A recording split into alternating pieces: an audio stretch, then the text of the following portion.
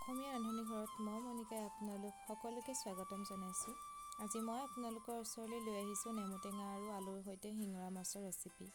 এই ৰেচিপিটো বনাবলৈ খুবেই সহজ আৰু আমি ঘৰতে থকা অতি কম বস্তুৰে এই ৰেচিপিটো বনাব পাৰোঁ। আহকচোন ৰেচিপিটো বনাবলৈ আমি আৰম্ভ কৰোঁ।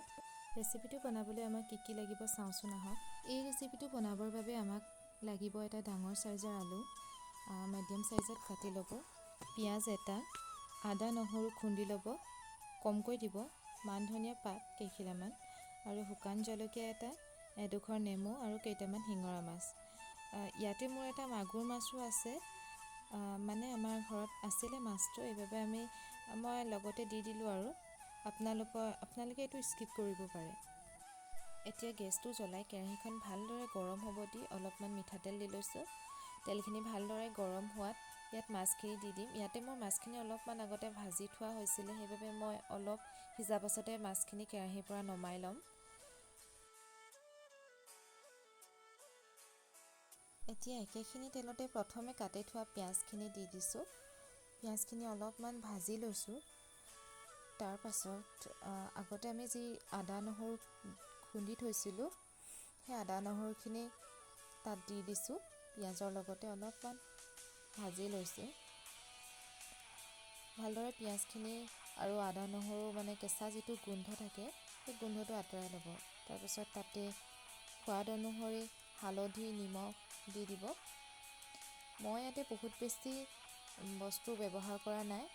আমি ঘৰতে যিবিলাক বনাই খাব পাৰোঁ, থলুৱাভাৱে মই বনাবলৈ চেষ্টা কৰোঁ।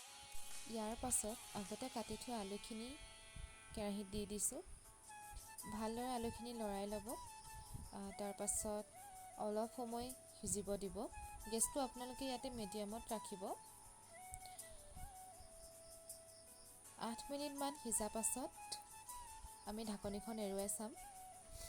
আলুখিনি দেখিছে নহয়, অলপমান লাগি ধৰা নিচিনা হৈছে। ইয়াতে এতিয়া আমি আগতে ভাজি থোৱা মাছকেইটা দি দিছোঁ। ভালদৰে আকৌ এবাৰ লৰাই ল'ব। ঢাকনিখন নিদিয়াকৈ অলপ সময় এই মাছখিনি সিজিব দিব। তাৰপিছত অলপমান কমকৈ কুহুমীয়া গৰম পানী দি দিব। বহুত বেছি পৰিমাণে প্ৰথমতে পানীখিনি দি নিদিব, কমকৈ দিব অলপ। এতিয়া পানীখিনি দিয়াৰ পাছত আকৌ এবাৰ ভালদৰে হেতাখনেৰে লৰাই দিব। তাৰ পাছত আমি 5 মিনিটমানৰ কাৰণে গেছটো মিডিয়ামত ৰাখি ঢাকনিখন দি অলপ সিজিব দিম।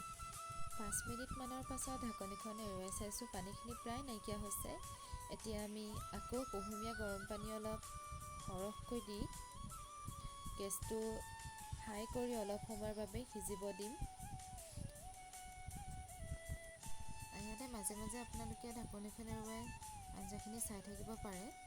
মই অলপ সময়ৰ পাছত ঢাকনিখন এৰুৱাই চাই আলুখিনি ভালদৰে সিজিছে নে নাই চাইছোঁ। এবাৰ ভালদৰে আকৌ লৰাই দিব।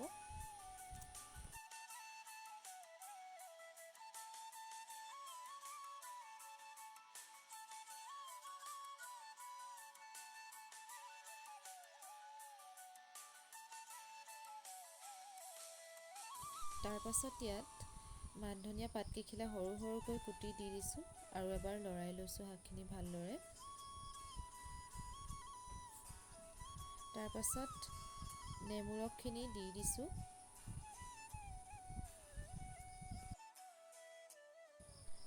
এতিয়া গোটেইখিনি আকৌ এবাৰ ভালদৰে লৰাই দিছোঁ আৰু তাৰ পাছত গেছটো একেবাৰে ল' কৰি অকণমান এবাৰ উতলিব দিম। তাৰপাছত গেছটো অফ কৰি দিছোঁ। এয়া আমাৰ আজিৰ ৰেচিপিটো ৰেডি হৈ গৈছে। চাওকচোন, দেখাত খুব বেছি ধুনীয়া হৈছে আৰু খাবলৈও খুবেই ভাল হৈছিল। আপোনালোকে যদি মোৰ ষ্টাইলত বনোৱা এই ৰেচিপিটো ভাল পাইছে, তেন্তে আপোনালোকেও এবাৰ বনাই চাবচোন আৰু কমেণ্ট কৰি জনাব। যিহেতু মই আজি প্ৰথমবাৰৰ বাবে আপোনালোকৰ লগত এনেদৰে ভিডিঅ' শ্বেয়াৰ কৰিছোঁ, গতিকে কিবা যদি ভুল কৰিছোঁ আপোনালোকে শুধৰাই দিব আৰু যদি ভাল পাইছে আপোনালোকে মোক বহুত বেছি মৰম দিব বুলি আশা ৰাখিছোঁ। ভিডিঅ'টো শেষলৈকে চোৱাৰ বাবে আপোনালোকক ধন্যবাদ জনাইছোঁ।